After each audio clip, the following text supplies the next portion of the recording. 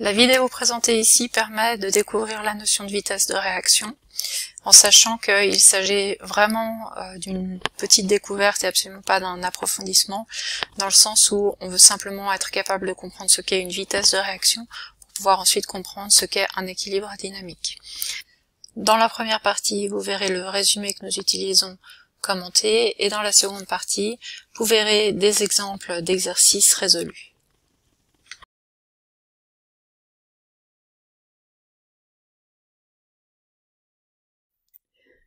Les réactions chimiques peuvent aller à des vitesses très différentes. Nous avons vu l'an dernier les réactions de précipitation, neutralisation ou combustion qui sont quasi instantanées, mais il y en a d'autres qui peuvent être extrêmement lentes, comme par exemple la formation du pétrole. L'étude de la vitesse des réactions s'appelle la cinétique chimique. Et la vitesse d'une réaction dépend finalement d'une chose, principalement, de la probabilité de rencontre des particules. Ainsi, les facteurs de température et de concentration vont être très importants. Alors, si j'augmente la température en augmentant l'agitation des particules, je favorise des rencontres à une vitesse élevée, et si j'augmente la concentration, eh bien, j'augmente la probabilité de rencontre. La vitesse de réaction s'exprime comme étant la variation de concentration par rapport au temps écoulé en molaires par seconde. Mais il est difficile de parler de la vitesse d'une réaction. Nous parlons en fait soit de la vitesse de disparition des différents réactifs, soit de la vitesse d'apparition des différents produits. Et ces vitesses sont reliées entre elles selon les facteurs stoichiométriques de l'équation de la réaction. Prenons un exemple. Pour la réaction 2NO2 qui se transforme en monoxyde d'azote et en dioxygène, eh bien, chaque fois que nous avons 2 NO2 qui disparaissent, nous créons 2 NO, mais nous ne créons qu'un seul dioxygène. De fait, la vitesse d'apparition du NO sera égale à la vitesse de disparition du NO2, mais la vitesse d'apparition de l'oxygène 2 fois plus petite que la vitesse de disparition du dioxyde d'azote. Une vitesse étant le rapport de la concentration par rapport au temps, on peut donc représenter ceci sous la forme d'un graphique en indiquant la concentration en fonction du temps. Et puis on va lire cette évolution. La pente de la courbe à un instant t, telle que décrite ici, est en fait la vitesse, la variation de la concentration par rapport au temps. Pour calculer une vitesse, on peut par exemple prendre 2 points et puis les relier par une droite. À ce moment-là, on va faire la pente de la droite et on obtiendra la vitesse.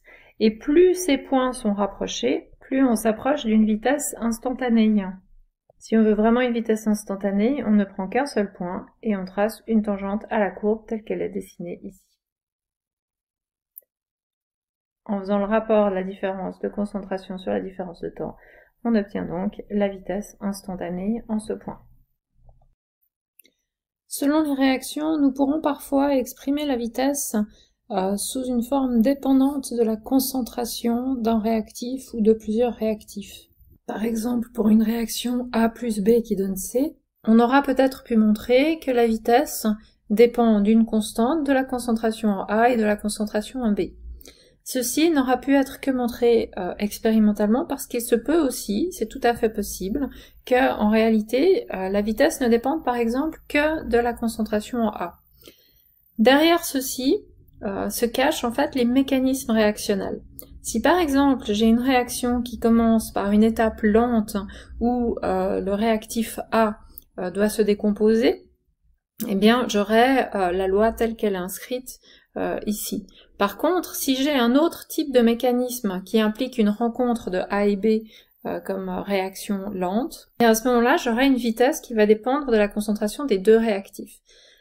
Ce type d'expression, vous ne pouvez pas la déterminer vous-même. C'est une expression qu'on doit vous donner, qui a été déterminée expérimentalement. Vous pouvez donner par contre l'expression de la vitesse sous la forme de l'étude de la variation de la concentration, effectivement. Mais vous ne pouvez pas en déduire une expression qui lie directement la vitesse en fonction de la concentration des réactifs. Par contre, si on vient vous affirmer que la réaction A plus B qui donne C a une loi de vitesse qui se décrit comme la vitesse étant une constante fois la concentration de A, et qu'on vous demande comment variera la vitesse si on augmente la concentration de A. Eh bien, si on augmente la concentration de A, on augmentera la vitesse. Par contre, si on augmente la concentration de B, on n'augmente pas la vitesse. Alors que dans un cas où la loi de vitesse serait fonction de A et de B, eh bien, on augmenterait la vitesse si on augmente A, mais également si on augmente B. Et si la loi de vitesse était fonction du carré de A, eh bien à ce moment-là, si on augmente A, eh bien, par exemple, si on double A, eh bien, on quadruplerait la vitesse. Afin de modifier les vitesses de réaction, il est possible de jouer sur un autre élément, en plus de la température et des concentrations, telles que nous en avons discuté plus tôt. Ces éléments s'appellent des catalyseurs. Ils permettent d'accélérer une réaction en changeant en fait le chemin réactionnel. En l'occurrence, en utilisant un chemin qui demande moins d'énergie. Ce qu'on appelle un catalyseur est donc une substance qui va changer le chemin de réaction, mais qui pourtant ne va pas changer la réaction. On l'ajoute à la réaction, mais à la fin, celui-ci est toujours régénéré. Cela signifie que du coup, on aura besoin de très petites quantités, parce que une fois qu'il a été utilisé par une réaction, il est rendu et il peut être réutilisé par la réaction des particules d'à côté, etc. Parmi les exemples de catalyseurs, il y a les métaux qu'il y a dans les pots d'échappement. Ces métaux servent de support pour accueillir l'oxygène et puis les molécules qui sont imparfaitement brûlées, comme par exemple le monoxyde de carbone, CO, et pour leur permettre de réagir en fait sur la surface métallique. Ainsi, la réaction a lieu plus facilement que si on attend que le CO rencontre du dioxygène dans l'air. En fait, dans l'air, pour que le CO interagisse avec le dioxygène, eh bien, il va falloir une grande énergie. Or, si l'on ajoute une plaque de platine, le dioxygène se fixe à celle-ci. Deux atomes d'oxygène sont déjà presque séparés, ce qui permet que si un CO s'approche de cet oxygène, eh bien, la réaction se fasse avec moins d'énergie et donc plus rapidement. On voit que le platine reste intact après réaction et est encore disponible pour pouvoir aider d'autres de ces mêmes réactions à se faire. En biochimie, on a énormément de catalyseurs qui sont utiles parce que les réactions pourraient se faire dans le corps mais doivent se faire seulement à certains moments. Et en l'occurrence, ce sont des catalyseurs qui sont synthétisés. Ces catalyseurs sont des protéines, on les appelle des enzymes. Elles servent donc à déclencher certaines réactions à un moment où on a besoin que certaines substances soient créées dans notre corps ou que certaines substances soient détruites dans notre corps, voire même transformées.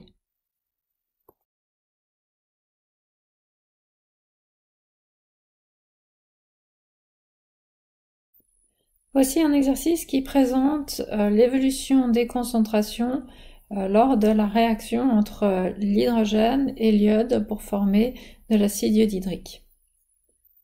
Première question, on vous demande de calculer la vitesse moyenne entre 20 et 40 secondes. Alors, nous avons le point de 40 secondes ici et le point de 20 secondes ici, et nous allons chercher la pente entre ces deux points. Nous avons donc une différence de concentration en HI de 1,1 moins 0,65 de 0,45 molaires et puis une différence de temps que nous connaissons en fait déjà, qui est de 20 secondes. La vitesse moyenne sera donc de 0,45 molaires sur 20 secondes, soit de 2,25 fois 10 moins 2 molaires par seconde. On ne nous précisait pas ici si on parlait de HI, de H2 ou de I2. Nous pouvons faire le lien ici.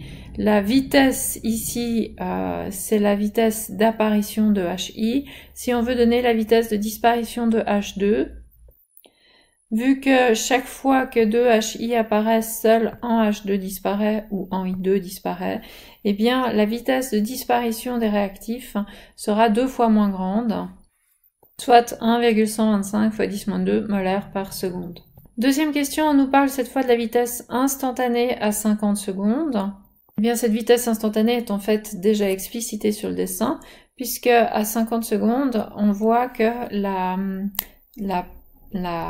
tangente a déjà été tracée et que le travail a déjà été fait pour nous, puisque on nous indique déjà que il s'est passé 40 secondes sur ce trait et 0,56 mol par litre, donc molaire.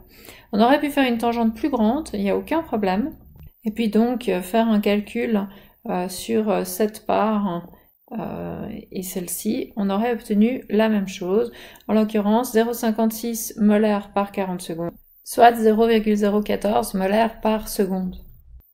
À nouveau, la vitesse en I2 et en H2 est 2 fois moindre du fait des coefficients stoichiométriques. Ce qu'on peut d'ailleurs observer sur le graphique, puisque ici aussi est dessiné ce rapport, cette tangente et puis ce rapport. Attention ici, vous avez une pente qui est négative, mais une vitesse ne peut jamais l'être. Donc vous enlèverez le signe moins, vous en ferez la valeur absolue. On a par contre des vitesses d'apparition ou de disparition, il faut le préciser. Pour la dernière question, on nous demande de représenter la courbe de concentration en I2, en sachant que la concentration initiale était de 1,4 molaires. Eh bien, on voit que le coefficient stoichiométrique en H2 et en I2 est le même, et que donc ils vont décroître à la même vitesse.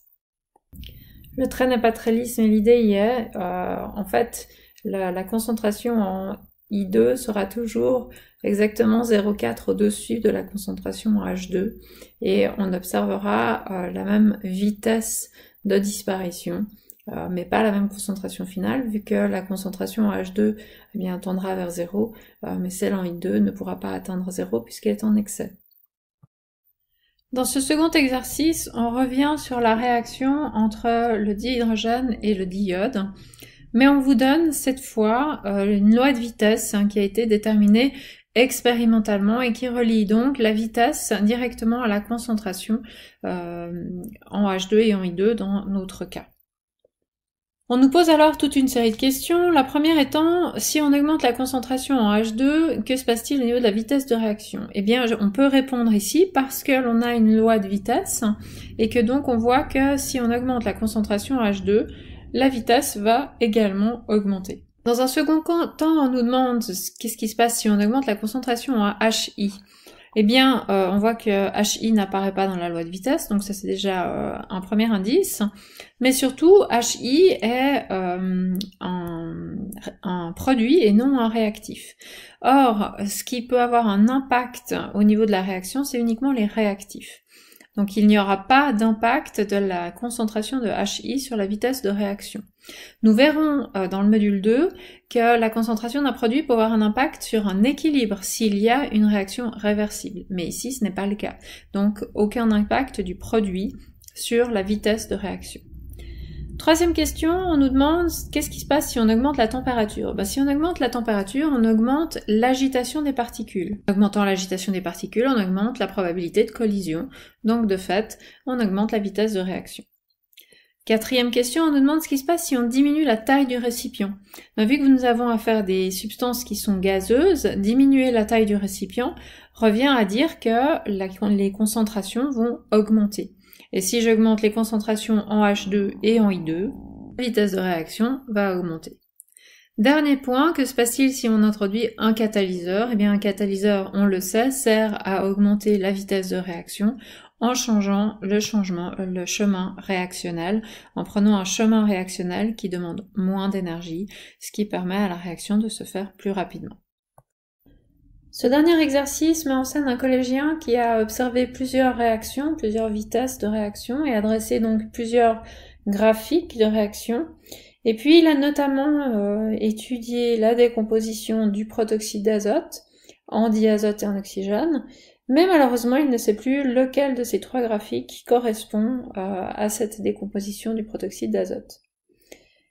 On vous demande donc de retrouver le graphique correspondant et de justifier la réponse, et puis de compléter aussi en indiquant quelle courbe correspond à quelle substance.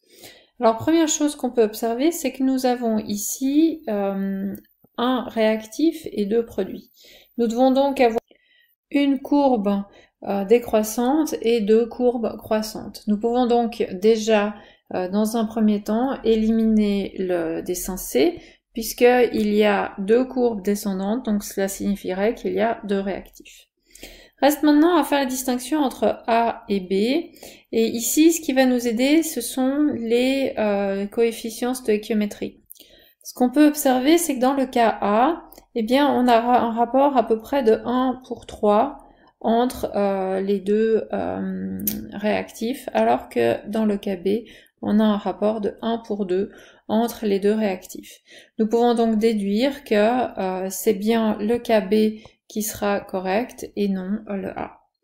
Maintenant, quant à identifier les courbes par rapport aux substances qu'elles représentent, eh bien, nous avons du N2O qui est décroissant, donc qui est le réactif décroissant, et puis nous avons, chaque fois que deux N2O se décomposent, deux N2 qui sont créés, donc la courbe la plus élevée sera le N2 pour 1 O2.